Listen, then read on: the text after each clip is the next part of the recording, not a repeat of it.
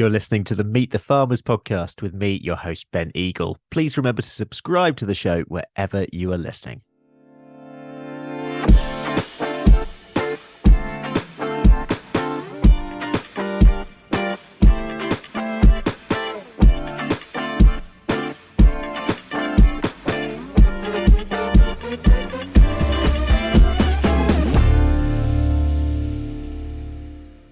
Hello, everyone, and welcome to episode 229 of the Meet the Farmers podcast with me, Ben Eagle. We're back in the UK today again, and we're heading to Shropshire to the Oteley Estate, which has been in the Mainwaring family for 500 years. Yes, you did hear that right, listeners. My guest is Clare Mainwaring, who runs the 2,000-acre estate with her husband, Ian. Clare and Ian rear two herds of native British cattle, Shorthorns and Highlands. They have a flock of sheep, North Country mule crosses, and some saddleback pigs. And they're also not afraid of trying new things. And in recent years, they've launched premium meat boxes, held open garden days, market days, created a cafe and farm shop that opens once a week. They've held walk and eat events. They sound good. Open farm days, and worked with a local distillery to start producing their own damson liqueur, sounds delicious, to sell in the shop, as well as working with a local chef to make ready meals using their produce. To name but a few, and I'm sure we'll go into those today. So today we're going to hear more about Clare and what it takes to run a traditional estate that has been in one family for so many generations. Clare, welcome to Meet the Farmers. Thank you for doing this. How are you doing? And Happy New Year. I think it's still okay to say that. Yes, Happy New Year to you. Thank you very much for having me on. Absolutely my pleasure. So I've given a brief introduction to Oakley, but I'm wondering, as someone who you clearly live and breathe it, how would you describe it? Because there are lots of different elements to it. Yeah, it's quite a special place. Obviously, I've come into this family just about 20 years ago, and anyone who knows North Shropshire will know the Ellesmere area, which is often called the Lakelands of Shropshire. A number of meres, so quite a bit of water, a bit of extra water at the moment as well. Quite a lot of water, I'm guessing, right now. Yes, we've got a few extra puddles. So yes, rather wet here at the moment. So a mixture of sort of rolling countryside with a traditional estate which has lost over its years its sort of central big house, which was taken down in the late 1950s, early 60s, which sat overlooking the mere at Ellesmere, and then the estate sort of spread out from there. And it's changed quite a bit in that time. We're now farming it nearly all back in hand ourselves, which is quite a difference than it would have been 25, 30 years ago. There's still a number of property on the estate. We've got a fantastic workforce who've been, most of those have been with us over 20 years. So it's quite a sort of stable and structured environment. But I think it's everybody who visits will say it's full of a lot of potential. Yeah. And that's a challenge, because you've got to focus on, already from what you read out, I'm sort of going, oh yeah, we're doing that, and we're doing that. No, oh gosh, yes. So it's focusing as well, so that we don't take our eye off what is our core business, and farming is our core business, and it's finding things that run alongside that enhance it rather than take it away. Never-ending to-do list. You mentioned that you obviously took everything back in-house. So I'm just wondering what drove that decision, and what it was like before that, in terms of, I'm guessing, was it tenancy related? How did it work? Yeah, there was a number of tenant farmers on the estate, as so many of us are seeing those smaller farming enterprises struggle to work as they would have done in the past. And when Ian returned from agricultural college, he was very sort of keen to see how our economies of scale would work as well. So by bringing all those back in, we were lucky enough that we've got that sort of portfolio of land that we could use. and it really varies. We, as you mentioned, we've got arable land, but we've also got parkland and land that cannot really be used for anything else. And because the farms are all neighbouring each other, you understand how that land, that ground works. You know where the wet puddles are. You know where the drainage is. You know all those things. So by taking it back in hand, it's something that you already know. It's not going to rent somewhere else, or buying a parcel of land somewhere else where you don't know all of the challenges that come with it. Yeah. Let's talk a little bit about you. So you actually grew up in Shropshire. You're from a farming background yourself. You met Ian through Young Farmers, typical way, I suppose, for many. But you worked outside of farming before you came to Oteley. So I just wondered if you could just tell us briefly about your own life growing up, life before Oteley. So you say yes. I grew up near Newport, not far from Harper Adams Agriculture College, although Of I course. didn't go there to study. And to be honest, growing up, we had, from about the age of 10, our farm was arable with potatoes as well there. So grew up there, working there through the summer months. But really, if I'm honest, wasn't interested in farming at all at that point. Mum would say to me, whatever you do, don't marry a farmer. That whole classic that we've all, you go off and you do other things. So I studied maths. That's what I enjoyed doing at Okay. school. So I went away to university, studied maths, got a maths degree, thought I'd train as an accountant, went into a big corporate as a management accountant trainee, went through the training process, got a little bit disheartened with that. So moved into the marketing role, and then sort of developed up until probably my early 30s working in that environment. Then switched when I moved over to Ellesmere. I decided that the environment I was working in, so I was working as a product manager, so buying and selling stationery of all things, Oh, really? and Okay. working in and out of Europe. And it was a wonderful job, quite demanding, but didn't quite work with a farming environment.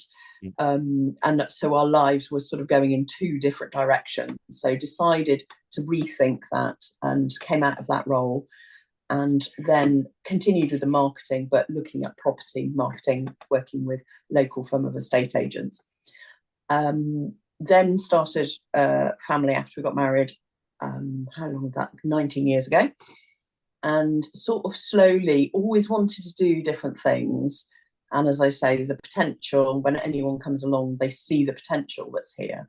But just sort of had very much family time for those first few years, looking after, doing all the classics, doing all the books, doing all the behind the scenes bits. But it's also a brilliant way of getting to understand a business Yeah. and see how it works. So all those skills I've learned before in totally different industries were really handy to bring back in. And then as time's gone on, you look and you think, what can I add to this? What value can I add to this business? And it becomes clear as time goes on what my passions are for. And even though I thought 30 years ago I was not going to do anything to do with farming, hey, I find out that's what I really like doing. Yeah. I think that's a really good point made though as well, coming in from any industry to anyone perhaps listening to this and there are quite a lot of people actually get in touch with me who aren't involved in farming at all, looking to how do I get involved in the industry? Look at what your skill set is, because whatever your skill set and what your other experience is, you will find a place in agriculture somewhere, and that will help you. That will help. And then that's the thing, isn't it? So we're sort of in, like any farming business, you are everything. You're the accountant, you're the HR officer, you're the marketing person, you're Yeah. the scientist that's looking after the crops. You are Yeah. everything. And that's the bit that I think perhaps it just takes a little bit of time before you realise that. It's really hard to see that. And I think we sort of take it for granted within the industry that we have all those skills, because it's a challenge, isn't it? Juggling all those things. We don't always Absolutely. have those tools in the toolbox. So it has been interesting looking at that. And there's still loads more to do. We're only on the journey of it. So yes, it's been interesting putting those skills I've learned elsewhere into practice. This episode is being supported by our primary sponsor, Howden Rural, which is the new name for A-Plan Rural. The Howden team shares my passion for giving a voice to farmers, and we are both driven to raise the profile of farming voices to a wider audience. Howden Rural do a lot of work on social media themselves, sharing farming accounts and farming stories. They have a rural community blog which shares farmers' experiences. And they also support a growing number of initiatives that champion UK farmers, including this podcast. So a big thank you to Howden Rural for supporting Meet the Farmers. Let's look back a bit, because I mentioned in the intro that Oteley's been in the family for 500 years, which I think is probably the longest we've had for anyone on this podcast. So briefly, because I know there's a lot in that, can you just give us a brief history of the estate going back? So I'm learning as I do as I go along. So the same family have been on the same part of on the shores of the mere at Ellesmere for over 500 years. It's varied in its size. Certainly in the last 100 years, it was more than double the size the estate was at that time. It started off with royal connections, and then has changed through those period of time.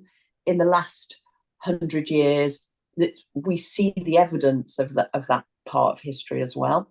So it was the Kynaston family, and I forget the date now, but in the 1800s there were two daughters, and one married a Mainwaring, and then hence the Mainwaring name has continued along the line. But all the family, all the sort of like my husband and children are all Kynaston Mainwarings to keep that name there, but we only use the Mainwaring surname. And that's continued but evolved quite a lot. So the house that I mentioned before that was taken down in the late 1950s, early 60s, was built early 1800s. So there was a property previous to that, which I believe was burnt down, but that was further down from the site where the old houses that we're used to seeing. And that property that was built started 1826, was of some size with amazing formal gardens. And we've still got some of those gardens today, and some of the features that we've still got relate to that building, which visitors, when they come along, and you mentioned the open gardens, there's 10 acres of gardens still there, in different forms, amazing trees. So a real Victorian palace almost in its heyday. Certainly isn't like that now. I've got to be honest. There is a more modern building that was built in the 1950s that sits on part of that site, and that's sort of the centre, and that's where our father-in-law lives, and that's sort of the centre of the estate now. Okay. So it has changed over the years. And then in the Second World War, there was like a number of places in this part of Shropshire and North Wales. There was American hospital camp here.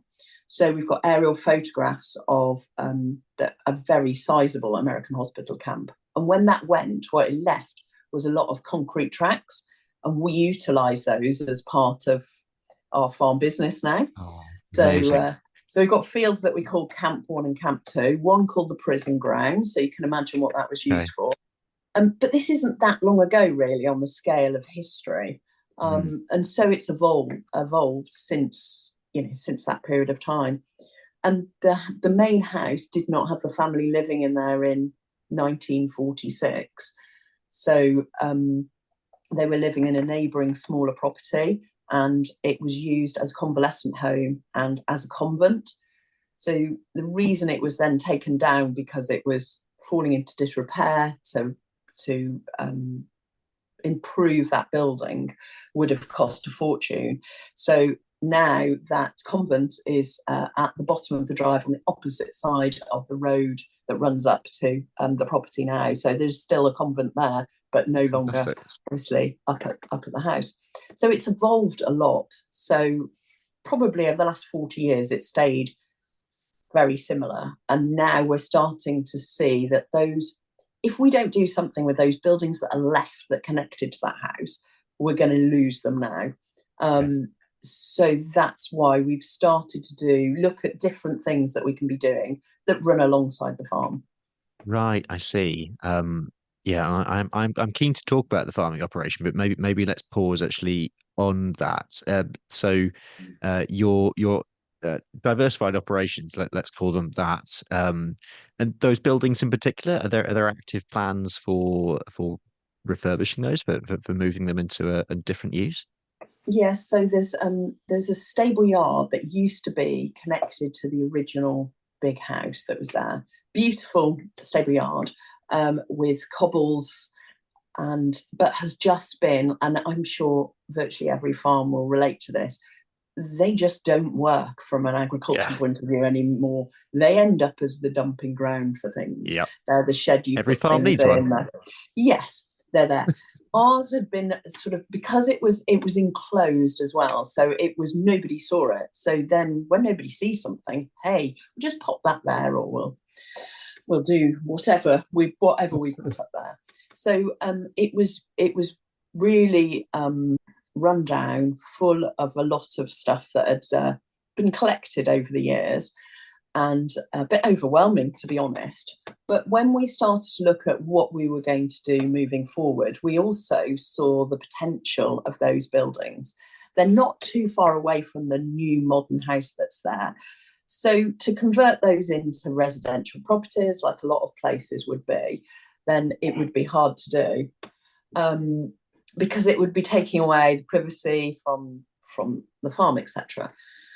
And how would that work with other people being on farm? And yeah, so we looked at lots of different things that we could do.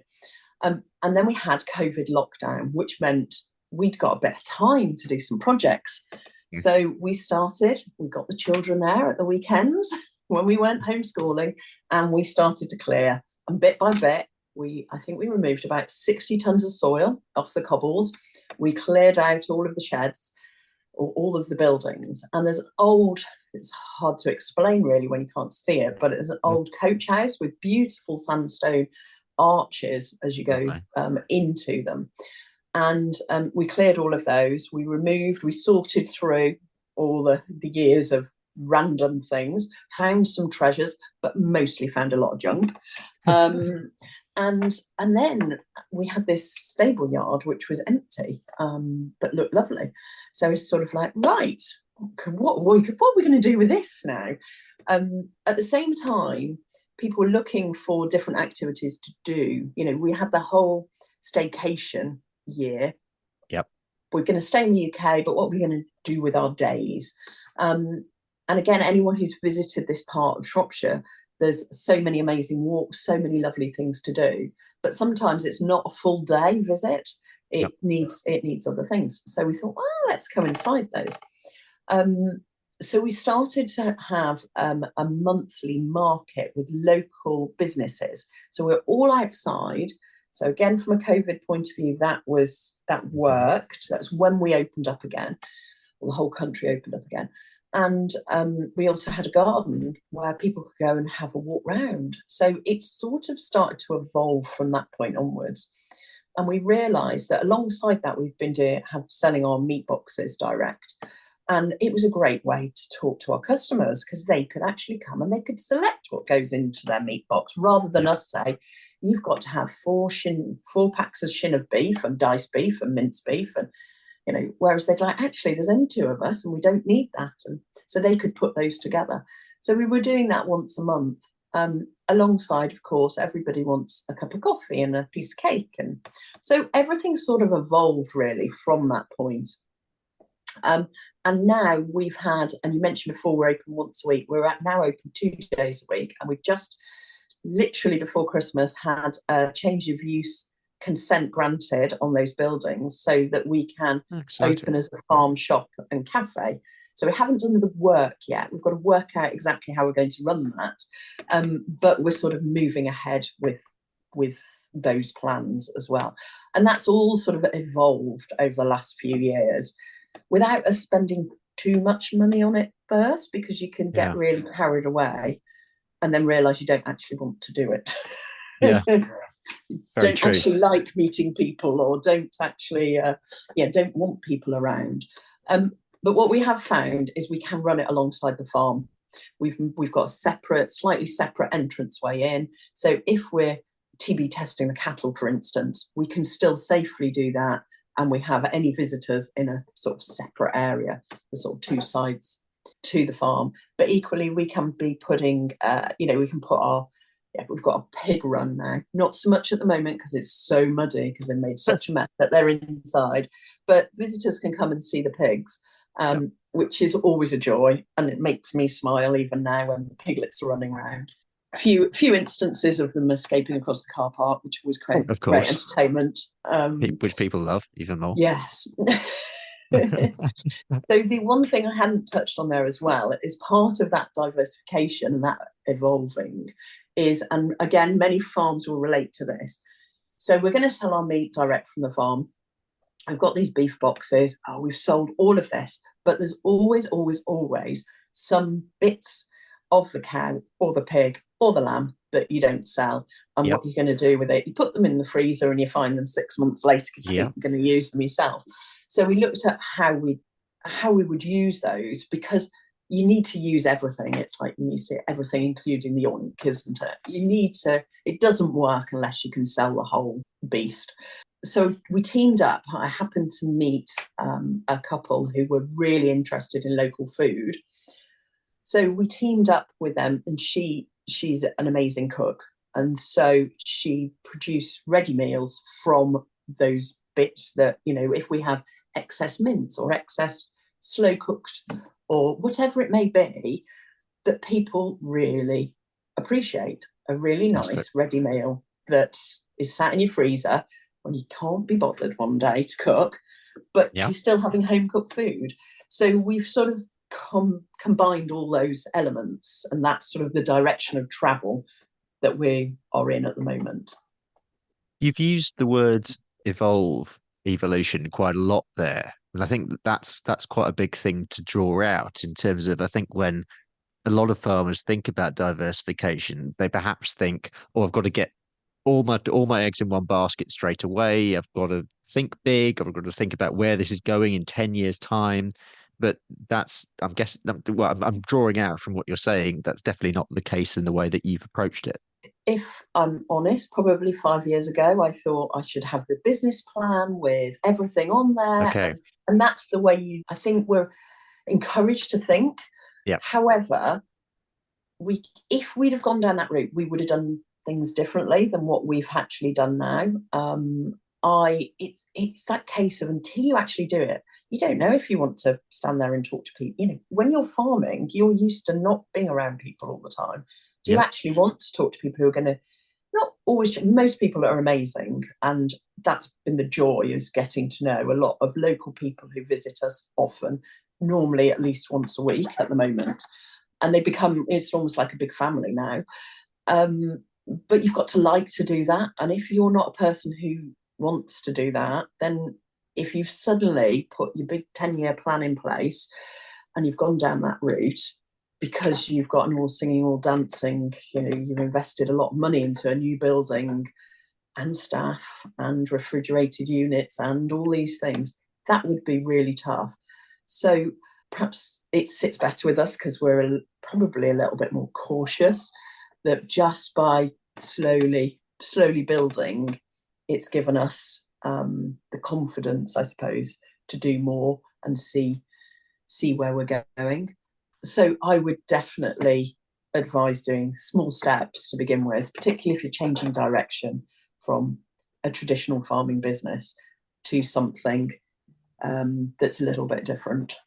I think that's great advice. And also like sort of think about what you really enjoy. What you think about your skill set, but think about what you want to do, because ultimately you are probably going to be spending a lot of time, certainly the beginning stages, doing this, whatever it is. So really think about that. Let's talk about the farming operation, starting with your beef, and you have 270 beef shorthorns in your suckler herd, and another 50 or so Highlands, I think.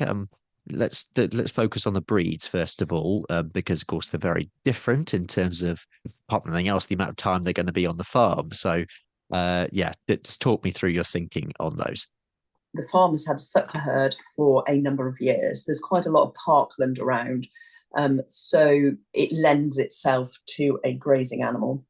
The beef suckler herd has been, up until this point probably, sort of that premium product that when I think back 18 years ago probably, they were store cattle that we would rear. We'd sell them off as stores. I remember going off to market when it first came on the scene, probably 24 years ago. I think it was 25 years ago, going off to market with the cattle. And so, we'd be selling stores. But things changed really over that period of time. We have a livestock manager who is really passionate about the breeding of the cattle that we have, and we evolved at that point as well. We had a predominantly limb, sort of commercial limb herd. We've moved away from the limb through to the shorthorn, which takes its time. It's like anything, and anyone who hasn't got any knowledge about farming, we're talking about animals that we're predominantly selling at 2 years old now, certainly our heifers. And that's taken 5, 6, 7 years to get to that point of being able to. So it takes a long, it's a big move. So again, I suppose that's those small steps, moving away from that limb herd that we had and those stores that we used to have. And then the Highland cattle came along, and we had a few almost as pets because you wanted to see them out the window. Yeah. I know that sounds mad from a commercial beef farm point of view, but it is how it was. We started off with, it's how it is with a lot of people still. Yeah. But where we are, we have a triple SI area that runs between, anyone who knows, again, this part of the world, right, to other meres in the area. Very wetland at the moment, but wetland. That we needed to graze and manage, but the commercial cattle would not work in that environment. So we knew that we had to put something in there. We had to manage it in some way, and we tried various different ways. You'd get a contractor in with a quad bite, you'd get somebody in topping it. It just didn't work. But you put the right cattle in there, and they look after it. So we don't forget them, but we do forget them because they just look after certain areas of the farm. The Highland cattle never really come into the shed. They're grazing outside all year. They will graze all sorts, from reeds to rushes, but they're not afraid of it. They're not bothered. They're happier if they're out there. Visitors to us now want to see the Highlands, so we quite often, particularly if we've got an open day, we'll move them onto the site that's closer to where the farm shop and cafe are, but they're not always there. So at the moment they're there on, we call it the lower park bit, but they're not always around, and that's because they like, we'd call it the rough old ground that you can't do anything else with, and that's how that's evolved. Why we have 50? Because they're like 4 years old before they go, and we can't seem to let them go anyway unless we're happy with where they're going, and so that has evolved. We've got very attached to a couple of bulls that we've had, Highland bulls, over the time that have become the poster boys, and they've been photographed by anyone, I think, and everyone who's visited the area. Yeah. But from a commercial point of view, they're not making us money, but they are looking after something that would have cost us money to manage the rest of the time. And like you're saying as well, they have a certain amount of tourism value as well, if they're keeping people happy. They do. People like them. Now, on top of that, we also have, and we have done for a number of years, had a sort of black and white, as we could call it, herd, where we're buying in Frisian bull beef. And we've been doing that for probably 15 to 20 years. Okay. So that's not going through our farm shop, but we've got various enterprises within there, which is how we managed to establish the staff numbers that we've got as well. So we've got 4 members of Right. staff working on the farm. So we are working with Butalar and Blade and a number of other contracts. So going back to that bit of history when we had a lot of concrete, we, in the early 90s, before Ian returned to the farm, a large bull beef shed was put up, which happened to then coincide with BSE crisis, etc. But because that investment had gone in that shed, we've looked at how we can utilise that asset. And by having that extra sort of beef stream that comes through where they're housed all year round, effectively, when they come into us, that is why, we're utilising that. So we've got the suckle herd that are the sort of what feels right in your heart to have.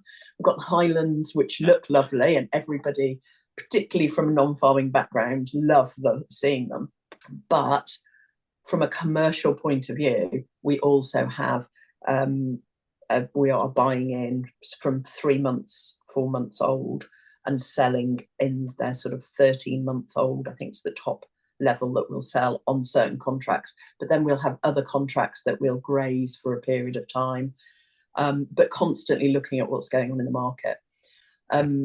So that's our bread and butter from a livestock point of view.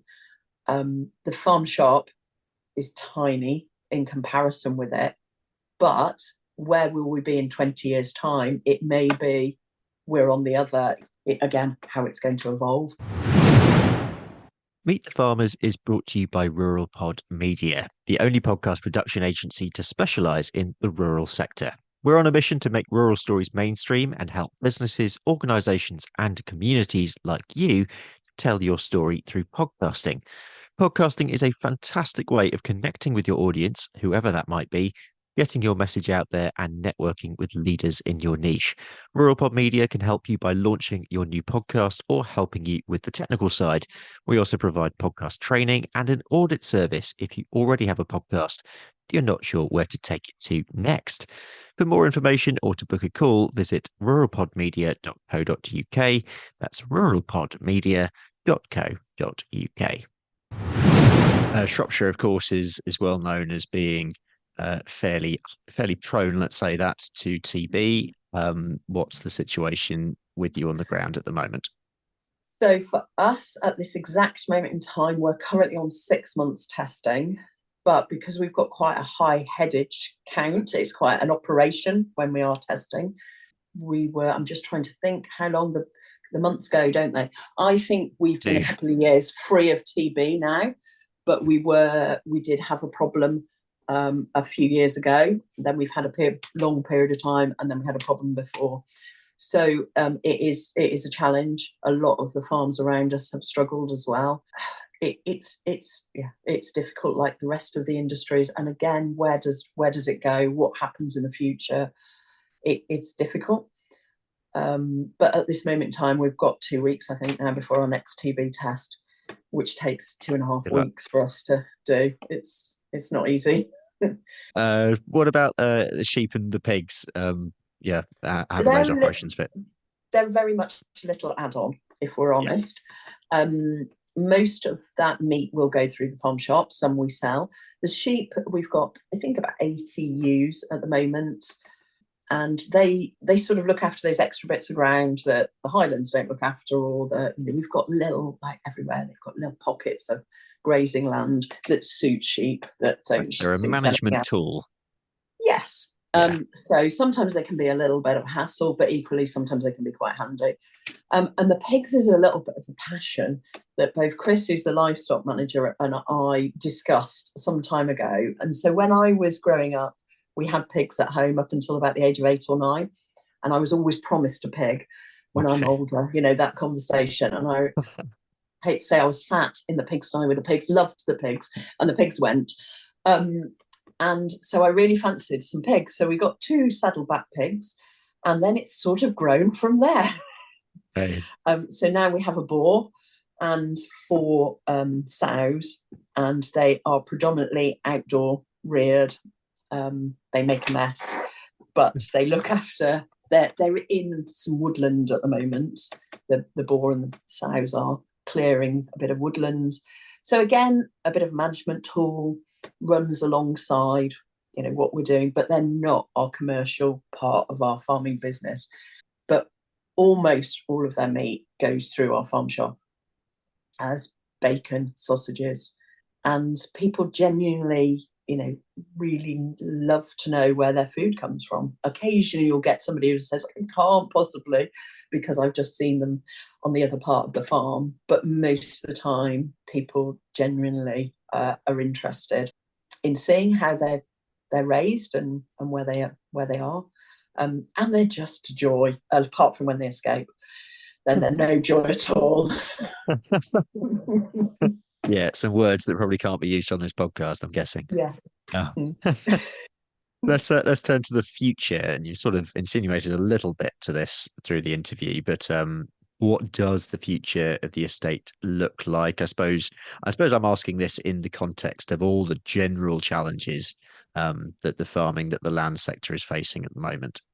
It's really difficult, isn't it, to have a crystal ball and know, which would be great to know exactly where we are, where we're going to be in 20 years' time. We're really lucky in the fact that we haven't got all our eggs in one basket. I feel that the more we can communicate with the outside world, the better.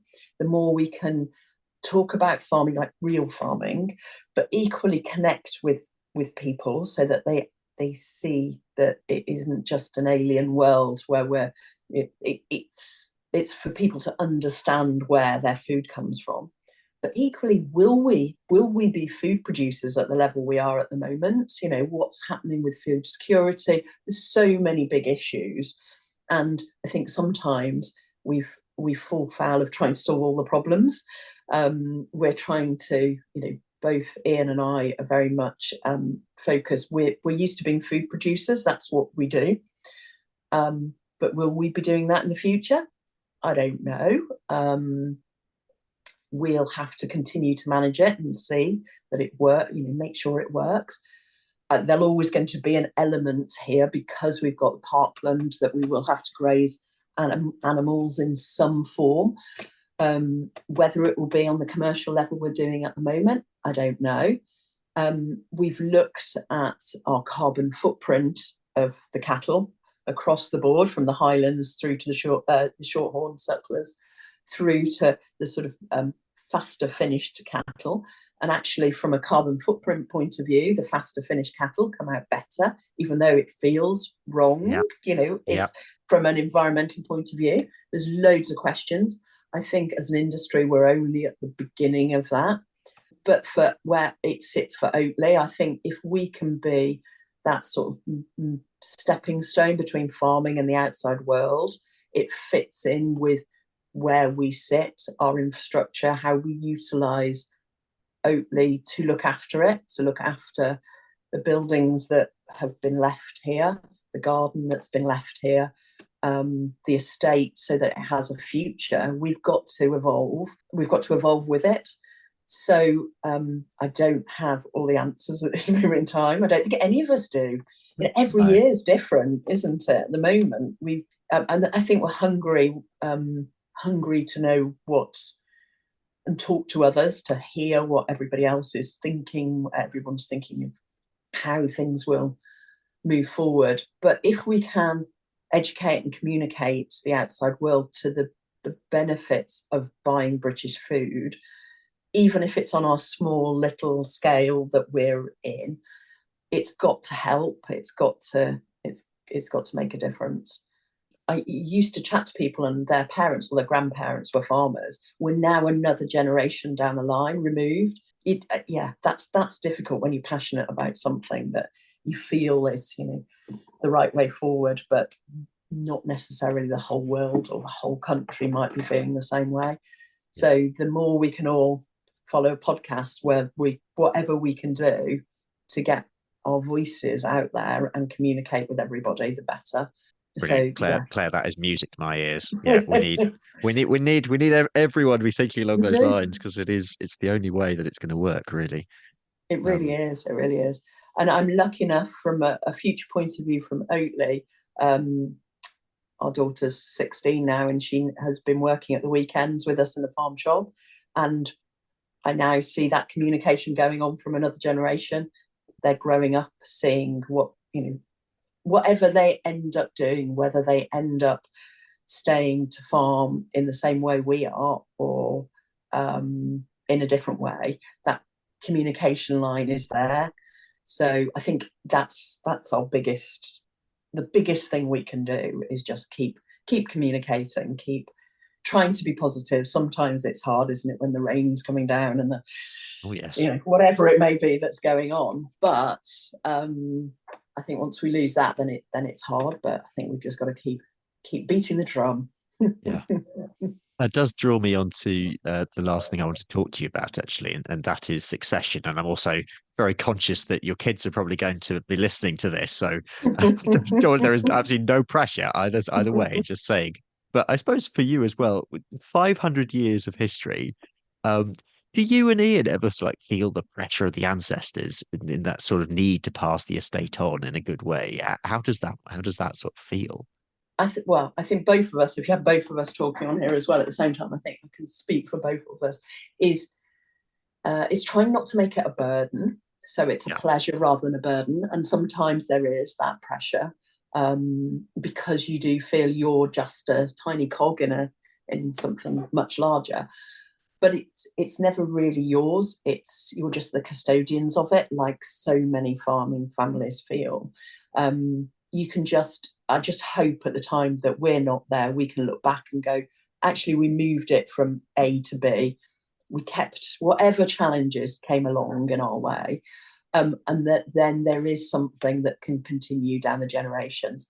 And whether they farm, and that's the thing, I suppose, from our point of view, if we're a reasonable size, then you perhaps don't necessarily need to farm in the way we are, but that's what our passion is and what we enjoy doing.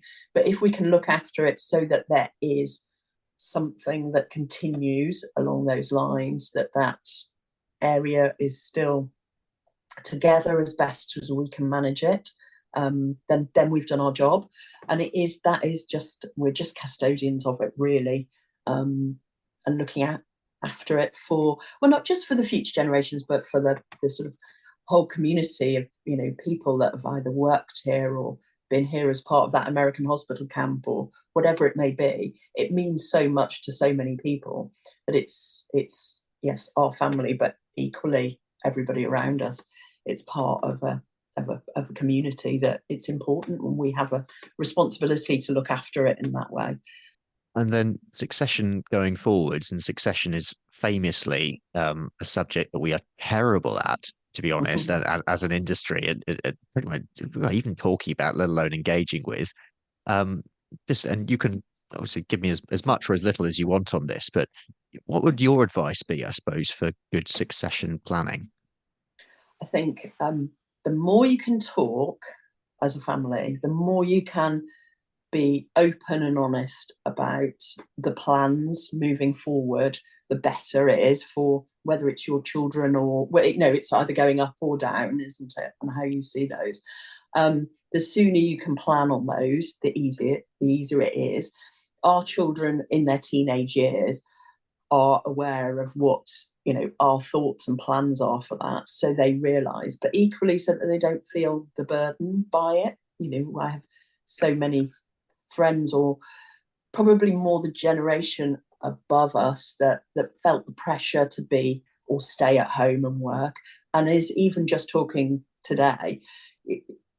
I'm sure this business benefits from when we've worked elsewhere and we've come back, and so many other businesses. So you can't, this experience, whatever you decide to do, it's you pick those bits that you enjoy doing, but you've got the skill set from potentially somewhere else. So it is hard. I don't think there's 10-year, you can have a 10-year plan and stick to it. It just doesn't, you can have a plan, but it just might move. It just needs looking at every year. It's always good to have a plan, but it doesn't necessarily mean you have to, it's set in stone and you have to do that. That's great and advice.